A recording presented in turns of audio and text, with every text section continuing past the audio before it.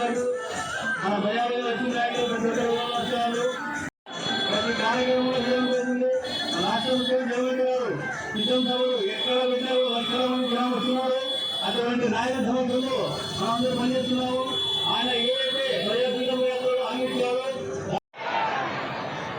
కోరుమూరు నియోజకవర్గ శాసనసభగా జగన్ నన్ను పంపించి 5 సంవత్సరాల పాలనలో ప్రజలకు మంచి జరిగితేనే ఓటు వేయమనగిన దమ్మున్న నాయకుడు మా జగన్మోహన్ రెడ్డి గారు.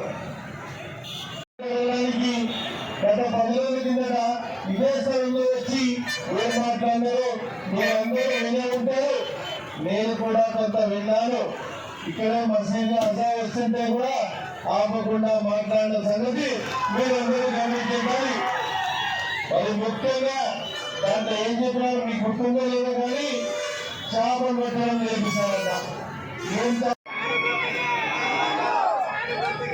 ఎందుకంటున్నామంటే ఒక నిజాయితీ పరుడికి, ఒక అవినీతి పరుడికి, ఒక అబద్ధాల కొరకు పొద్దున్న లేస్తే అబద్ధం చెప్పాలన్న మనసు ఒప్పనటువంటి జగన్మోహన్ రెడ్డి గారికి మధ్యన జరగబోతున్నటువంటి యుద్ధంలో